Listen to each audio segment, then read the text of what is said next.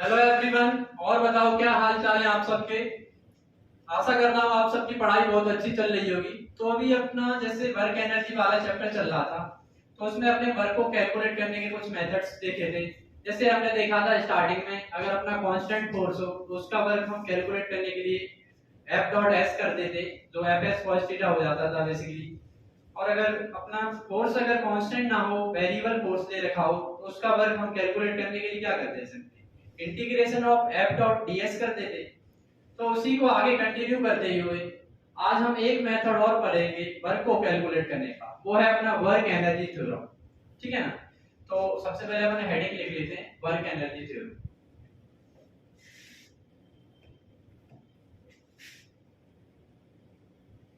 Work energy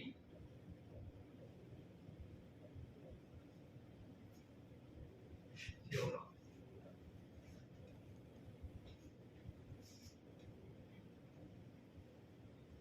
इसको थोड़ा ऊपर कर देते हैं।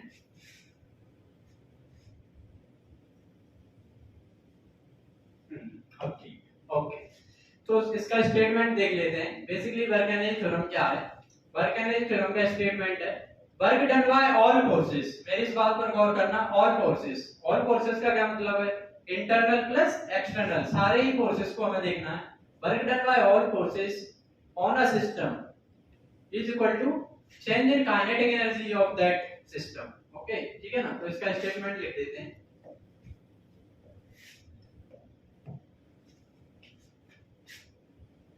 Work done by all forces. ठीक है ना। और ऑल फोर्सेस में भी अपने क्या क्या आने वाले हैं, ऑल फोर्सेस में आएंगे अपने इंटरनल प्लस एक्सटर्नल, दोनों ही फोर्सेस आएंगे। यहां पर अपन लिख देते हैं इंटरनल प्लस एक्सटर्नल। ठीक है ना। मैं इंटरनल पर क्यों गौर कर रहा हूं, क्योंकि अक्सर लोग क्या करते हैं, इंटरनल फोर्सेस का वर्क लिखते हैं भूल जाते हैं। तो वो आपको याद रखना है, जो है इंटरनल प्लस एक्सटर्नल। ठीक है ना। On a system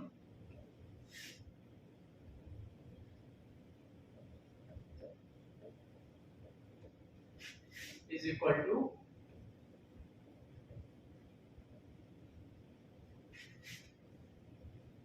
change in its kinetic energy,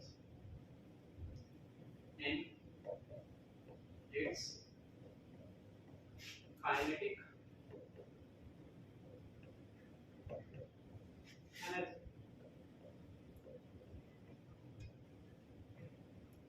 ठीक है ना। तो आपको वर्क एनर्जी थ्योरम का स्टेटमेंट समझ में आ गया होगा। और बेसिकली इसके नाम से ही क्लियर हो रहा है, वर्क एनर्जी थ्योरम। तो ये एक ऐसा थ्योरम है जो कि क्या करेगा, वर्क और एनर्जी को रिलेट करेगा। तो इसमें हम मेन जो एनर्जी पढ़ेंगे, वो अपना सेंस जो हम देखेंगे एनर्जी का, वो हम काइनेटिक एनर्जी के बारे में डिस्कस करेंगे। ठीक है ना। तो मैं यहाँ पे इंटरनल फोर्सेस की बात कर रहा था, तो इसको समझने के लिए अपने एक एग्जांपल ले लेते हैं, उससे हमें क्लियर हो जाएगा कि इंटरनल फोर्सेस का वर्क लेना कितना इंपॉर्टेंट है। ठीक है ना। तो उसको समझने के लिए अपने एक एग्जांपल ले लेते हैं।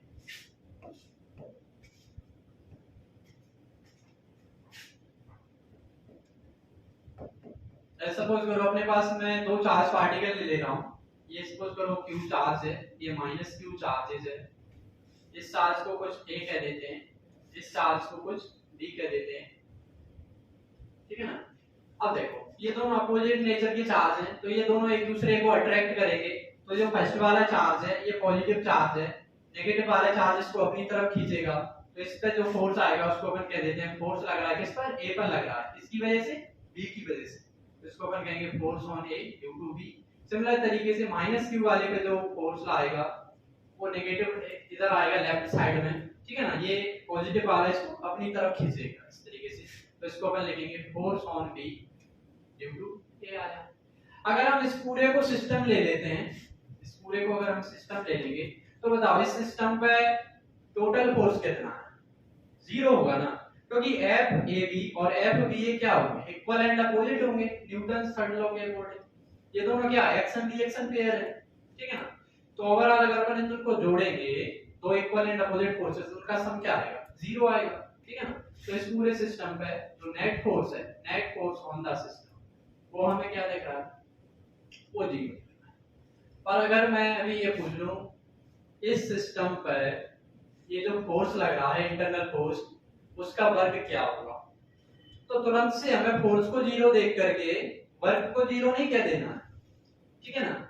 वो वर्ग होगा इनका कुछ ना कुछ, होगा या ना नहीं होगा वो अपन अभी कैलकुलेट करके ही अपन को देखना, उसके बाद ही कंक्लूजन निकालना है। तो देखते हैं, जैसे देखो इस पर फोर्स लग रहा है पॉजिटिव डायरेक्शन में, तो इसका कुछ डिस्प्लेसमेंट रहा होगा, इसको अपन कह देते हैं कुछ ds।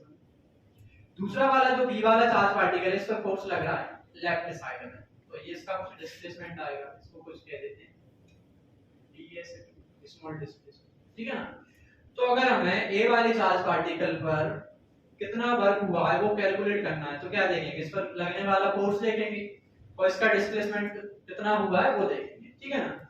अब देखो देखने वाली बात ये है, इसमें फोर्स भी राइट डायरेक्शन में, डिस्प्लेसमेंट भी उधर ही हो रहा है, दोनों के बीच में कितने डिग्री का एंगल है, 0 डिग्री का एंगल है।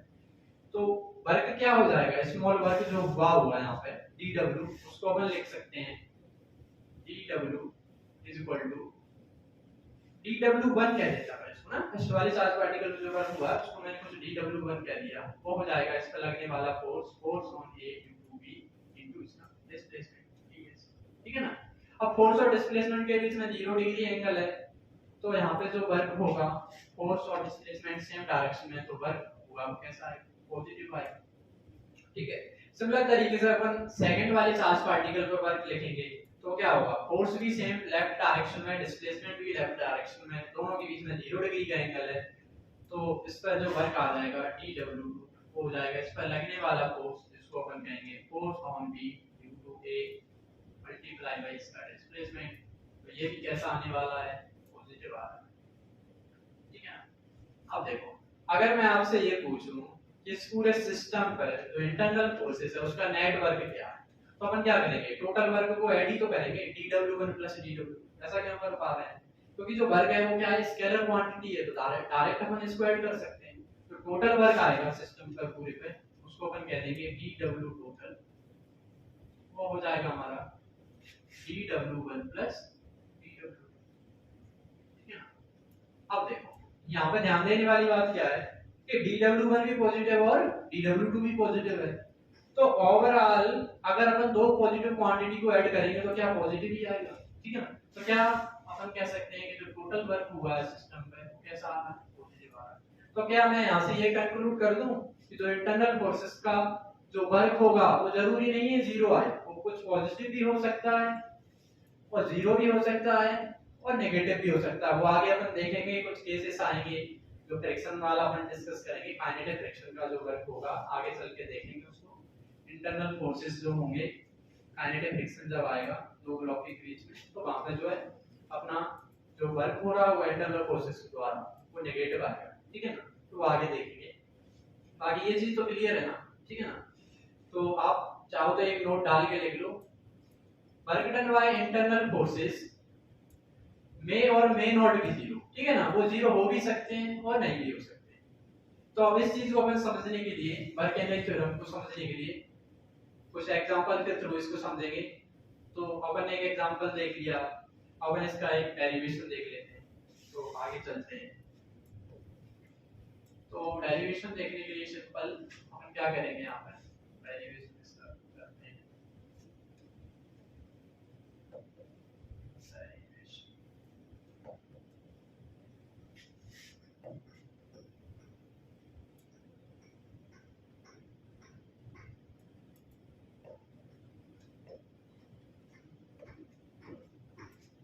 मैं यहाँ पे कोई भी एक रैंडम पाथ ले रहा हूँ, कोई एक पार्टिकल इस पर मूव कर रहा है, सपोज करो कोई एक ऑब्जेक्ट है, इसमें कुछ इस तरीके से फोर्स आ रहा है F, और इसका कुछ डिस्प्लेसमेंट हो रहा है, डिस्प्लेसमेंट क्या होगा, स्मॉल डिस्प्लेसमेंट टेंजेंशियल होगा, ठीक है ना, पाथ के टेंजेंशियल आएगा ds। अब इस फोर्स के अपन दो कंपोनेंट कर सकते हैं, एक तो क्या हो जाएगा टेंजेंट के अलोंग, बाकी दूसरा होगा वो नॉर्मल के अलोंग हो जाएगा। तो जो टेंजेंट के अलोंग जो कंपोनेंट है उसको अपन कहेंगे F टेंजेंशियल फोर्स, और जो दूसरा जो 90 डिग्री पर है टेंजेंट के, इसको अपन कहेंगे नॉर्मल फोर्स, ठीक है ना। ये दो कंपोनेंट करते हैं। अब देखो जो डिस्प्लेसमेंट वेक्टर है वो टेंजेंट के अलोंग है, और जो एफ है वो क्या है, इसके 90 डिग्री पर है, तो इन दोनों के बीच में 90 डिग्री का एंगल है। तो बताओ क्या है, एफ है, इस डिस्प्लेसमेंट जो हो रहा है उस पर कुछ वर्क आएगा क्या इस फोर्स की वजह से? नहीं आएगा, क्योंकि इनके बीच में 90 डिग्री का एंगल है। तो एफ जो वर्क होता है अपना वो क्या होता है, एफ डॉट एस होता है, मतलब एफ एस cos थीटा। तो cos 90 की वैल्यू 0 आएगी, मतलब ये तो कुछ वर्क करेगा नहीं, तो केवल वर्क कर रहा होगा वो कौन सा फोर्स होगा, टेंजेंशियल फोर्स, ठीक है ना। तो इसको डेरिवेशन को समझने के लिए हम बिल्कुल बेसिक से स्टार्ट करते हैं। टेंजेंशियल फोर्स हमें चाहिए, तो उसके लिए हमें क्या चाहिए होगा, टेंजेंशियल एक्सीलरेशन चाहिए होगा, ठीक है ना। तो F इक्वल टू ma करके हम टेंजेंशियल फोर्स निकाल सकते हैं, ठीक है। तो काइनेमेटिक्स में हमने क्या पढ़ा है, तो टेंजेंशियल एक्सीलरेशन होगा वो अपना क्या होगा basically dv by dt, rate of change of speed है ये जो है, ठीक है ना। अब इसको हमें बेसिकली वर्क निकालना, तो वर्क में हमें दो चीजें चाहिए, एक तो हमें डिस्प्लेसमेंट चाहिए, ठीक है, और फोर्स चाहिए। और हम यहाँ पे वर्क एनर्जी थ्योरम की बात कर रहे हैं, और उसमें भी हम काइनेटिक एनर्जी की बात कर रहे हैं, तो मतलब उसमें कहीं ना कहीं स्पीड पिक्चर में आ रहा होगा।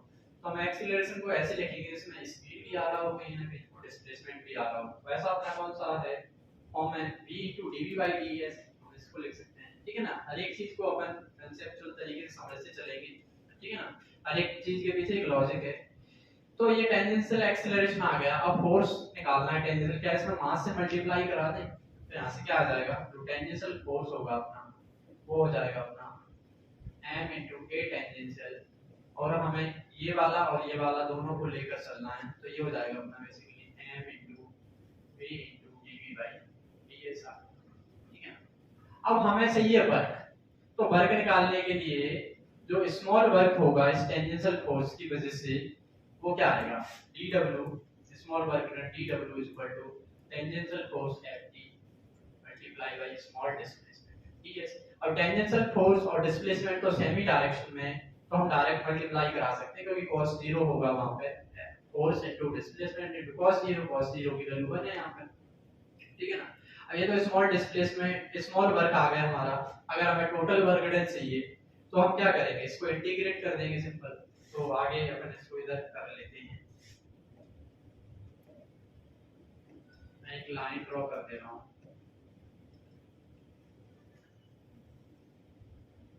ठीक है ना। तो हमें टोटल वर्क डन चाहिए, तो वो हो जाएगा अपना सिंपली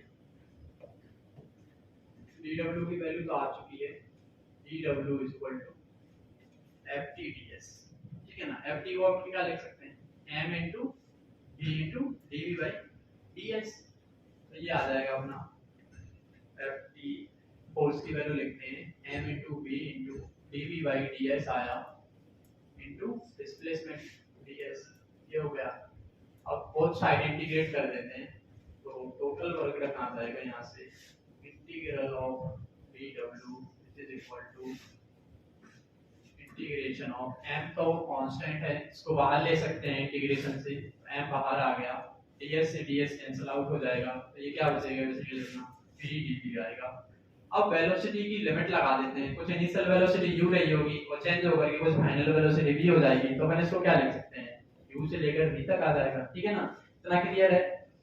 तो ये हो जाएगा अपना m into v dv को अपन इंटीग्रेट करेंगे, तो ये हो जाएगा v square by 2, तो इसकी लिमिट लगा देंगे हम, इनिशियल वेलोसिटी u से लेकर के फाइनल वेलोसिटी v तक आ जाएगा।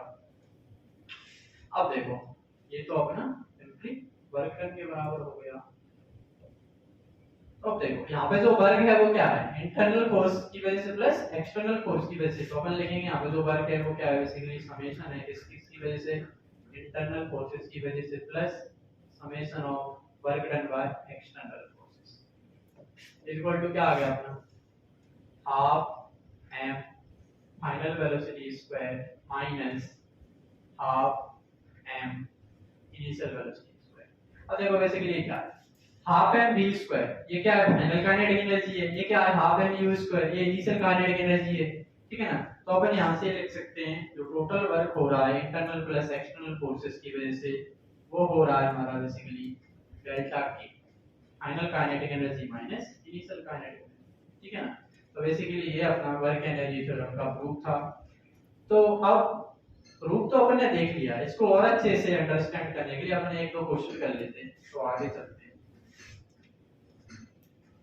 तो सबसे पहले अपन एक सिंपल सा क्वेश्चन ले लेते हैं, बहुत ही आसान, ठीक है ना।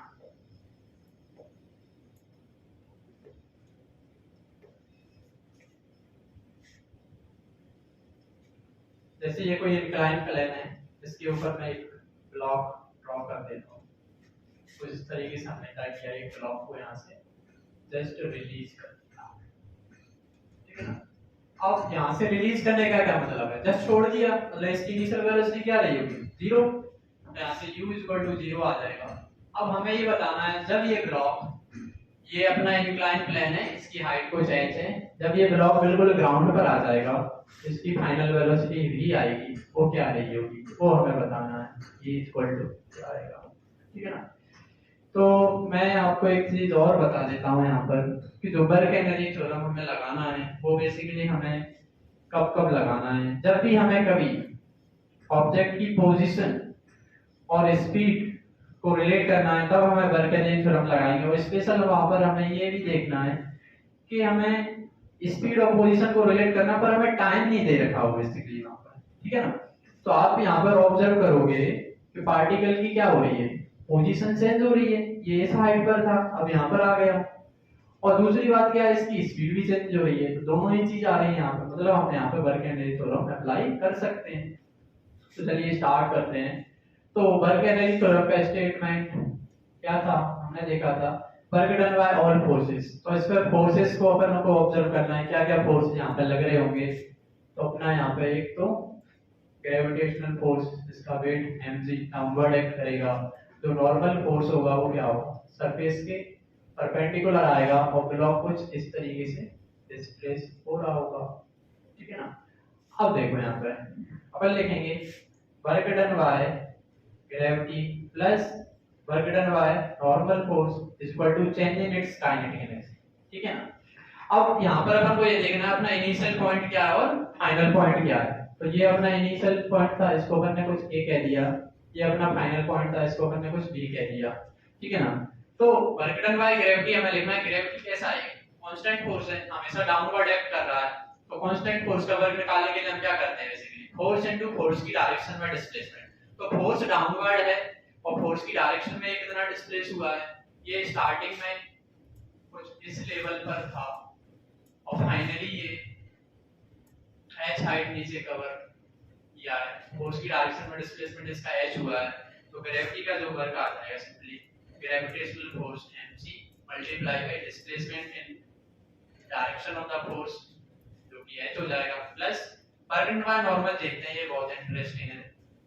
जैसे देखो यहाँ पे नॉर्मल फोर्स हमेशा क्या है, सरफेस के परपेंडिकुलर है, तो डिस्प्लेसमेंट इसका हो रहा है वो सरफेस के अलॉन्ग हो रहा है। तो इन दोनों के बीच में क्या है, 90 डिग्री का एंगल है। इन दोनों के बीच में अगर 90 डिग्री का एंगल है, तो अभी दोबारा से जो cos 90 की वैल्यू है वो क्या हो जाएगी, 0 हो जाएगी। तो क्या मैं लिख दूं, नॉर्मल का फोर्स 0 आ जाएगा ना पे, ठीक है ना, क्लियर है, ओके। तो ये 0 हो गया equal to change in kinetic energy, मतलब फाइनल ये पॉइंट है, यहाँ की काइनेटिक एनर्जी माइनस इसकी काइनेटिक एनर्जी।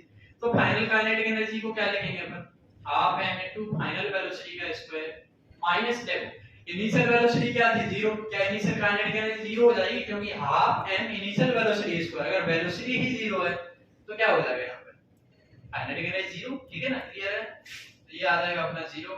तो यहाँ से अपन दोनों को इक्वेट कर देते हैं, यहाँ से हमारे पास ये आ जाएगा, जो है m से m को कैंसिल आउट करेंगे, इसको सॉल्व अगर आप करोगे तो e की वैल्यू यहाँ से आ रही है, ठीक है। तो इस तरीके से हमने क्या किया, सिंपल से क्वेश्चन को सॉल्व कर दिया। अब आपके दिमाग में एक चीज आ रही होगी कि इस क्वेश्चन को तो अपन सिंपल क्या कर सकते हैं, काइनेमेटिक्स का यूज करके भी हम सॉल्व कर सकते हैं, क्योंकि यहाँ पर तो एक्सीलरेशन कांस्टेंट है। अगर ये कुछ थीटा है एंगल, अपन इसको ले लेंगे तो g sin थीटा कुछ इसका एक्सीलरेशन आएगा, और डिस्प्लेसमेंट इस इंक्लाइन प्लेन के अलावा अपन को पता है, तो उससे भी अपन सॉल्व करके इस v की वैल्यू को निकाल सकते थे। तो फिर अपन इस वर्क एनर्जी थ्योरम को क्यों यहाँ पे यूज कर रहे हैं, ठीक है ना, फिर ये इतना इंपॉर्टेंट क्यों है। तो इसका इंपॉर्टेंस समझने के लिए आइए चलते हैं अपन एक ऐसे क्वेश्चन पे जहाँ पे एक्सीलरेशन भी कांस्टेंट नहीं होगा, ठीक है ना। फिर वहां पर आप कैसे काइनेमेटिक्स लगा सकते हो, नहीं लगा पाओगे ना। तो वो चलिए देखते हैं उसको, क्वेश्चन आगे है कैसा। तो एक लास्ट क्वेश्चन और कर लेते हैं, बस मैं इसको ड्रॉ कर दे रहा हूँ आपके सामने।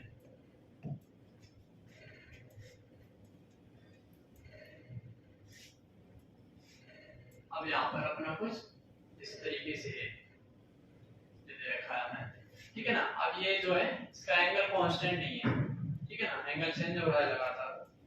और उसके बाद आगे चल के क्या है, ये अपनी जो सरफेस है ना वो रफ सरफेस है। इधर वाली जो सरफेस है इसको मैंने स्मूथ ले रखा है, मतलब इसका कोई फ्रिक्शन नहीं है, स्मूथ सरफेस है। पर यहाँ से के बाद क्या हो रहा है, ये फ्रिक्शन है, यहाँ पे फ्रिक्शन कोएफिशिएंट ले लेते हैं कुछ म्यू है, मतलब ये अपनी रफ सरफेस है, ठीक है ना। तो फाइनली क्या हुआ, ये ब्लॉक यहाँ से हम इसको छोड़ दिया, हमने एक ब्लॉक को रिलीज किया, मतलब इसकी इनिशियल वेलोसिटी कुछ 0 रही होगी। h हाइट ले लेते हैं यहाँ पे। तो मेरा क्वेश्चन ये है कि जब ये ब्लॉक यहाँ से छोड़ेंगे तो इसकी स्पीड बढ़ती जाएगी, स्पीड बढ़ती जाएगी, स्पीड बढ़ती जाएगी यहाँ तक। इसके बाद क्या होगा, ये रफ सरफेस है तो यहाँ पे फ्रिक्शन लगेगा, इसकी वजह से इसकी स्पीड घटती जाएगी, लगातार घटती जाएगी। फाइनली एक टाइम ऐसा आएगा कि इसकी फाइनल वेलोसिटी क्या हो जाएगी, 0। इसकी फाइनल वेलोसिटी हो गई 0, ठीक है ना। और इसने जो डिस्टेंस कवर किया यहाँ से यहाँ तक, इसको कुछ d कह देते हैं। तो अपन को ये बताना है जो कोएफिशिएंट ऑफ फ्रिक्शन म्यू है इसकी वैल्यू क्या रहेगी, ठीक है ना। क्वेश्चन क्लियर है, तो चलिए स्टार्ट करते हैं। तो इसमें भी देखो बेसिक कांसेप्ट क्या अपन यूज करने वाले हैं। इसमें भी देखो जो अपना ब्लॉक है उसकी पोजीशन लगातार चेंज हो रही है, वेलोसिटी भी चेंज हो रही है, वर्क हो रहा है यहाँ पे ग्रेविटी का, यहाँ पे फ्रिक्शन का वर्क हो रहा होगा। तो मतलब बेसिकली क्या हो रहा है, उसकी पोजीशन चेंज हो रही है और कहीं ना कहीं काइनेटिक एनर्जी चेंज हो रही है। तो यहाँ पर भी अपन क्या कर सकते हैं, वर्क एनर्जी थ्योरम लगा सकते हैं। पर क्या अपन इस क्वेश्चन को काइनेमेटिक्स से कर सकते हैं क्या, अब नहीं कर पाएंगे ना। थर्ड इक्वेशन ऑफ मोशन अब नहीं लगा पाएंगे अपन, क्योंकि अब यहाँ पे क्या हो रहा है, एक्सीलरेशन ही कांस्टेंट नहीं रह रहा है। अब जो एंगल है यहाँ पे कुछ एंगल अलग होगा, यहाँ पे कुछ एंगल अलग होगा, ठीक है ना। अब इसका इंक्लिनेशन सेम नहीं है थोड़ा, ठीक है ना। इसलिए क्वेश्चन और इस क्वेश्चन में डिफरेंस आपको समझ में आ गया होगा, ठीक है। पर हम वर्क एनर्जी थ्योरम बिल्कुल लगा सकते हैं, कोई दिक्कत नहीं है। देखो अब इस पे क्या क्या फोर्स लग रहे हैं, वर्क एनर्जी थ्योरम लगाने के लिए हमें क्या क्या चाहिए, उसकी पोजीशन चाहिए, इनिशियल और फाइनल, ठीक है ना। और दूसरी चीज हमें ये चाहिए कि इस पे क्या क्या फोर्सेस लग रहे हैं, तभी तो हम उनका वर्क निकाल पाएंगे। तो सबसे पहले ये इसकी इनिशियल पोजीशन थी, इसको मैंने कुछ a कह दिया, ये इसकी फाइनल पोजीशन है, इसको मैंने कुछ b कह दिया। इनिशियल स्टेट और फाइनल स्टेट, यहां से वर्क एनर्जी थ्योरम लगाते हैं। तो इस पे क्या क्या फोर्स लग रहे होंगे, सबसे पहले तो ये आया ग्रेविटी, जो कि डाउनवर्ड एक्ट कर रहा होगा mg। दूसरा एक नॉर्मल फोर्स होगा जो कि हमेशा क्या होगा, टेंजेंट की परपेंडिकुलर आ जाएगा। और ब्लॉक का जो डिस्प्लेसमेंट है वो कुछ टेंजेंशियल होगा अगेंस्ट एंड।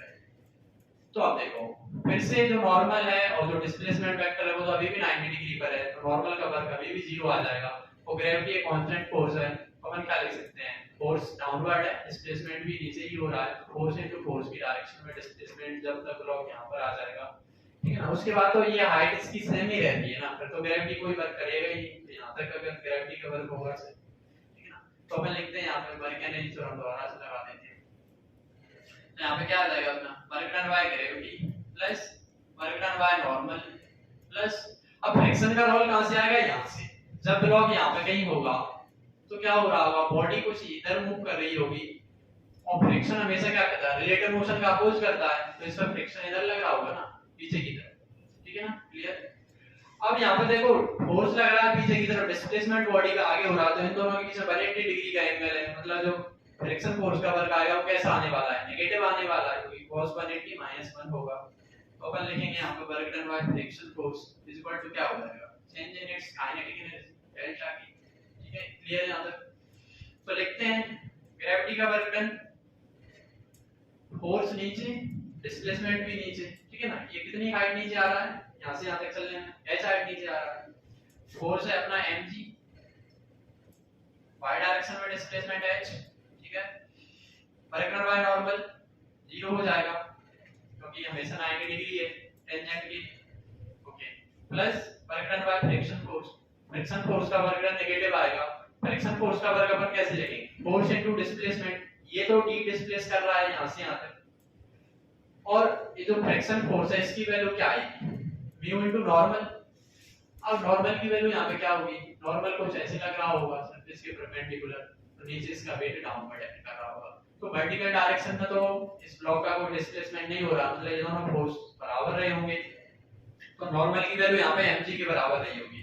तो नॉर्मल म्यू इनटू नॉर्मल अपन को लिखना है ना, ठीक है ना, तो ये आ जाएगा म्यू मल्टीप्लाई बाय नॉर्मल की जगह पे लिखेंगे mg, और डिस्प्लेसमेंट इसका d है वो आ जाएगा, तो साथ में एक यहाँ पे नेगेटिव साइन आएगा, ठीक है ना, क्योंकि cos 180 है -1 हो जाएगा वहां पे, equal to change in its kinetic energy. तो देखो final kinetic energy 0, initial kinetic energy 0, मतलब चेंज इन काइनेटिक एनर्जी क्या 0 आएगा, 0 आएगा ना, 0 - 0 0 ही हो जाएगा।